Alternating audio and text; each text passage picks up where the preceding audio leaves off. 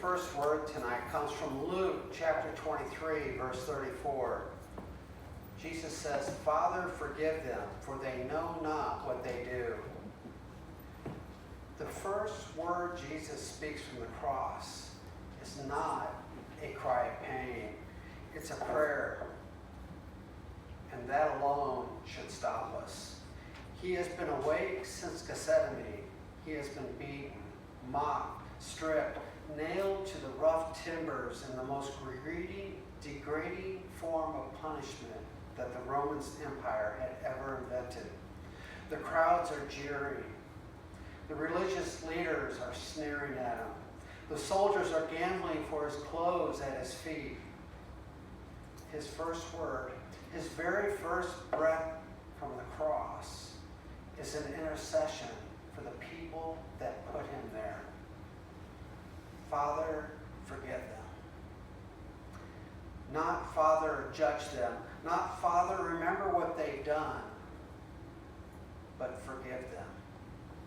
Now, Luke is careful here. When I studied this, he says Jesus was saying. This was the present tense. This is ongoing. Jesus wasn't giving just a single prayer uttered once and done. He kept saying the words.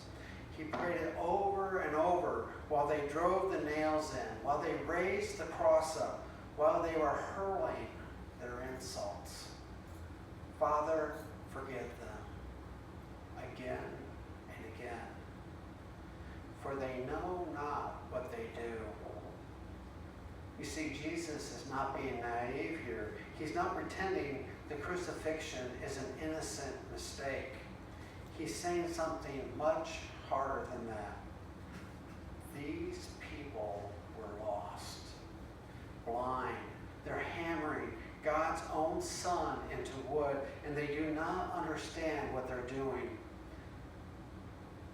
And instead of letting that be the final word on them, he prays for them.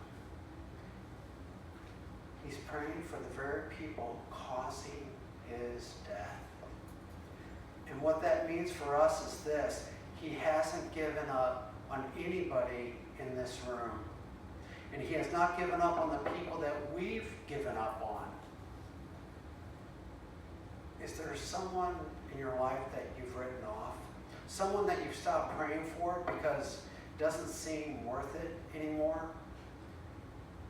Jesus prayed for the men that drove the nails. He's still in the business of interceding for people the rest of us have decided are too far gone.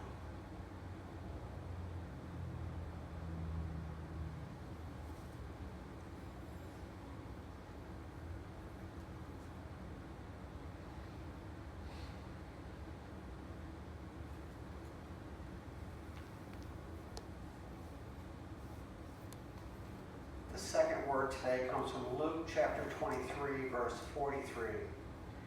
Today you will be with me in paradise. Two criminals, two crosses on either side of Jesus, both in agony, both having nothing left to lose. And yet they respond in opposite ways. The first thief, he joins the crowd and he mocks. Aren't you the Messiah? Save yourself and us. It's the voice of a man who has run out of hope and decided that he can't be saved. And he'll spend his last breath tearing down everyone else. You've met that kind of person. Maybe you've been that person in a past season in your life. The second thief, though, does something remarkable. In the middle of his own dying, he rebukes that first man, and he says, we deserve what we're getting. This man has done nothing wrong. That is a confession right there on the cross. There's no altar call.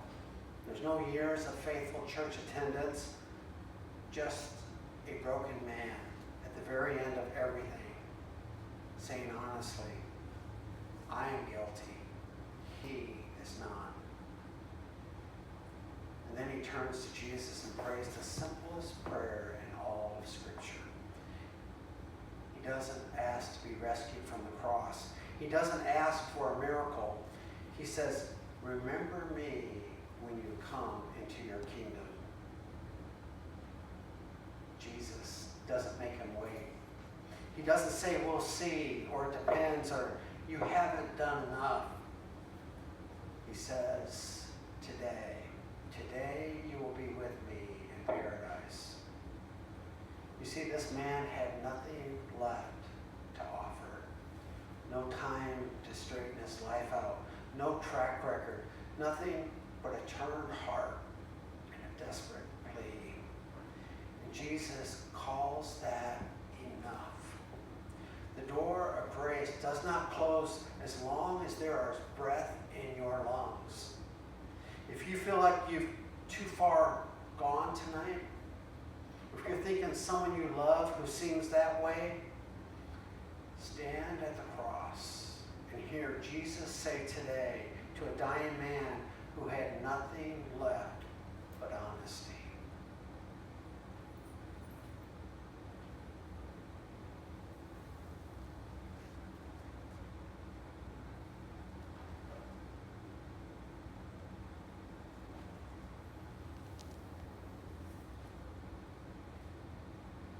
Our third word today comes from John chapter 19, verses 26 and 27. Woman, behold your son. Behold your mother. A lot of preachers tend to pass this word real quickly because it sounds like simple family business. But if you stop and look at what's actually happening here, Jesus is dying. Every breath is a sheer act of will. That crucifixion victims, they suffocate slowly. They have to push up on that nailed feet just to fill their lungs with air. His body is failing. And in the middle of all that, he looks down from the cross. And he sees his mother. You see, Mary's been there the whole time. John tells us that she stood near the cross. She held him as a child. She watched him grow up in Nazareth. She was there at the wedding in Canaan. And now she is standing at the foot of the cross watching her son die. And there is nothing she can do. Old Simeon had told her that when she brought that infant Jesus to the temple, that a sword would pierce her soul. She's living that word right now. And Jesus, even dying, he sees her. He looks to John standing nearby and says, behold your mother. And from this hour on, John takes her into his own home. And Jesus, for with his last breath, he makes sure that his mother has somebody that can take care of her. Here is what I want you to sit with tonight. He is doing the most important thing that has ever happened in the history of our world. And he stops to see a grieving woman standing right in front of him. He doesn't get so caught up in the big picture that he misses the person in pain at his feet. That same Jesus sees you tonight. He sees what you're walking into this room with, what you're carrying. He sees what you're worried about. He's not too occupied with heaven to notice what is happening in each of our lives.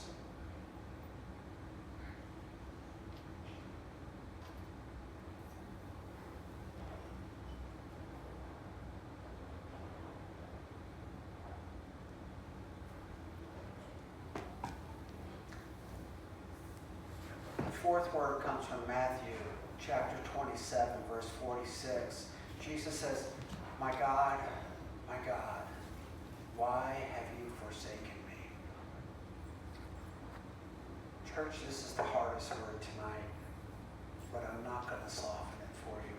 Jesus is quoting from Psalm 22, and it's a psalm that starts with total desolation, but it ends in trust. Everyone in that crowd who knew their scripture would have recognized it immediately.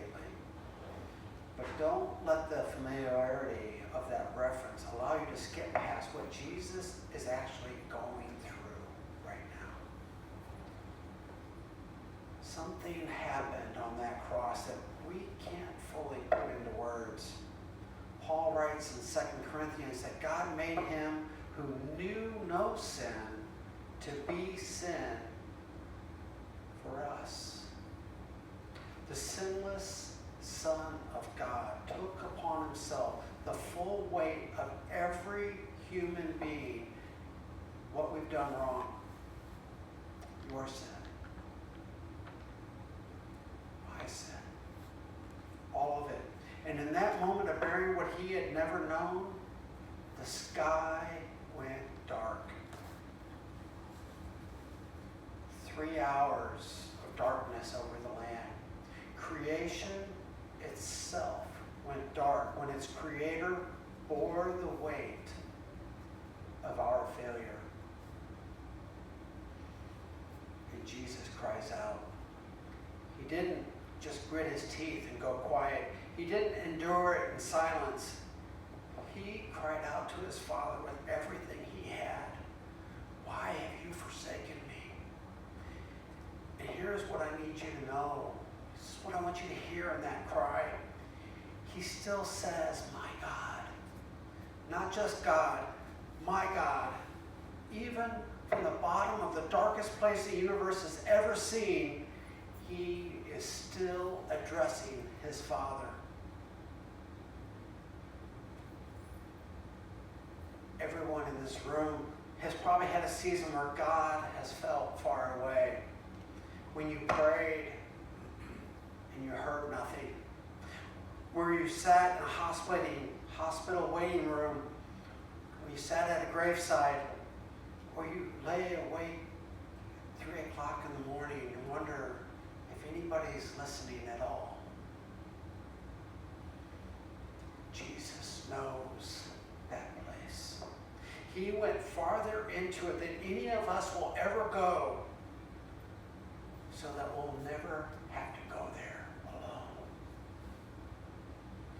If you're in a dark place tonight, you're not in unfamiliar territory to Jesus. He has been there. And 3 days after he cried out from that darkness, the Father answered.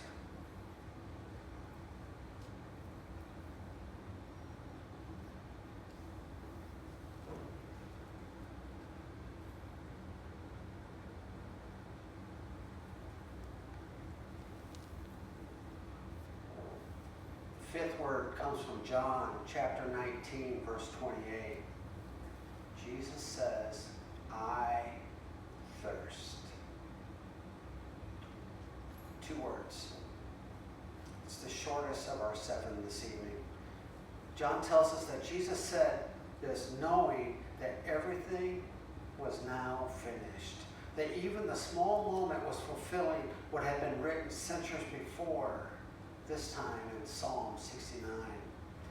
Even here, in the most basic human experience of physical need, he's walking a path that had been laid out long before he was born. I don't want to miss the plain reality of this moment. The Son of God is thirsty. Think about what his body has been through these last 18 hours. The agony in Gethsemane, sweating drops of blood from the weight of what was coming. His arrest, a sleepless night of illegal trials, the Roman flogging, 39 lashes from a whip threaded with bone and metal, designed to destroy a man. The crown of thorns pressed onto his scalp. The walk to Golgotha carrying the crossbeam. The nails, hours hanging in the open sun. You see, his body was shutting down.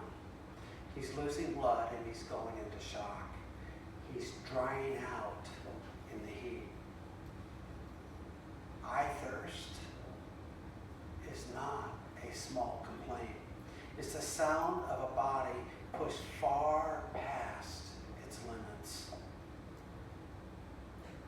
Now, some of us, we know what real thirst looks like. Like forgetting your water bottle before you head out to the fields. The thirst of working cattle in July in East Texas with the sun just baking you. Dust hanging in the air. Your water had run out hours before, but you still have half a herd to move. That bone dry, everything in you is screaming thirst. Jesus knows it. He felt it. He came down to earth to hover over the hardest parts of our being human. Did more than that. He came all the way into the heat, into the pain, into the limits that we experience. You see, this is the one who told a woman at a well that he could give her water so she would never thirst again. And that same person hung on a cross and thirsted. Jesus poured himself out completely so we could fill ourselves up. The exchange he made was complete and total.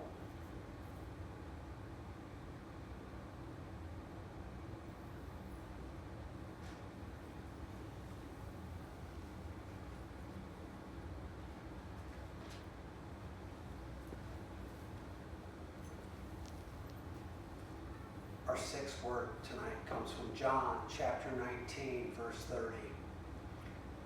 It is finished. That one word in Greek, tetelestai, I gotta say that right, tetelestai. It is not the sound of a man giving up. This is a declaration. In the world of first century commerce, tetelestai was the word stamped across a bill of debt when it's been paid in full. There's nothing partial about this. There's nothing, mostly paid. It's paid, it's settled, it's done. Tetelestai.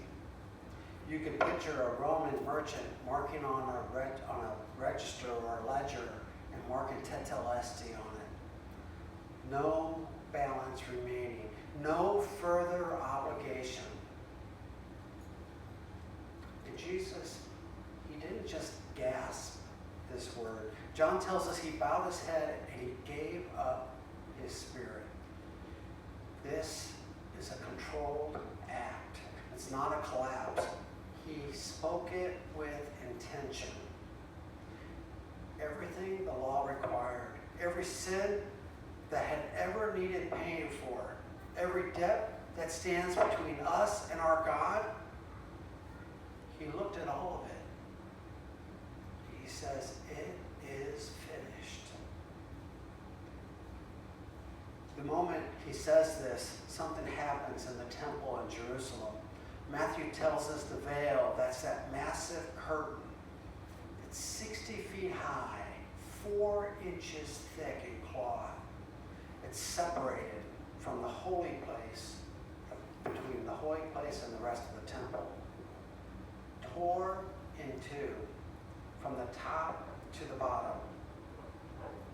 Not from the bottom to the top, as if a human hand had pulled it apart, but from the top down. God himself tore it. curtain had stood for centuries as a constant reminder that sin creates distance. It said that you cannot come in here. Only the high priest, once a year, with the blood of a sacrifice. That was the old arrangement. When Jesus said tetelestai, the curtain came down. The way to the Father is now open. It's not cracked.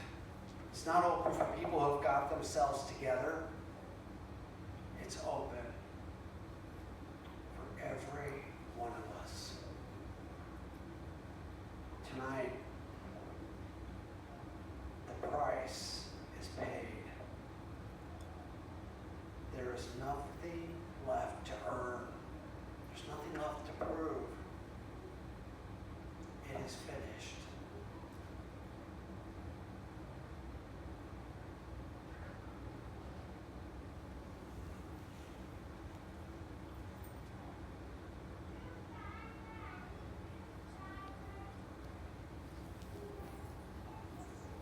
The seventh word is Luke chapter 23, verse 46. Father, into your hands I commit my spirit. Jesus' last breath is a prayer. It's not incidental. It's everything. Jesus is quoting from Psalm 31, and specifically it's a prayer that Jewish mothers taught their children to pray every night before they went to sleep. Into your hands I commit my spirit. It's a bedtime prayer, a prayer of letting go in the dark, not knowing exactly what morning will bring us, but trusting the one who has it all. You see, Jesus, at the moment of his death, he prays like a child going home to see his Father. You notice Jesus doesn't say God. He says Father. Even after the cry of desolation in our fourth word today, even after the darkness and the silence of heaven, Jesus comes back to heaven, to his Father. You see, the intimacy is still there. He goes home. But I want you to sit for a moment of what this surrender cost him. Gethsemane. He's sweating drops of blood, asking if there's another way. He says, Father, if it is possible, let this cup pass from me. You see, Jesus felt the full weight of what was coming. He asked for a way out. And then he submitted anyway. Not my will, but yours. Church, this is not a weakness. This is the hardest thing a human being can ever do. He chose this. He laid his life down. No one took it from him. He said so himself. He said, I have the authority to lay it down, and I have the authority to take it back up again. We leave tonight not in despair, but in the same posture that Jesus modeled. Surrender. We lay down our need to be in control, our need to earn our way to heaven, our fear of the dark places, our grief over the things that we've done and the things that have been done to us. We put it all in the same hands of the same Father who received the Spirit of his Son that Friday afternoon. Tonight we wait. We don't rush to Sunday. We sit in Saturday's quiet. But we wait as people who already know how the story ends. Because the one who surrendered into the Father's hands was not held by the grave.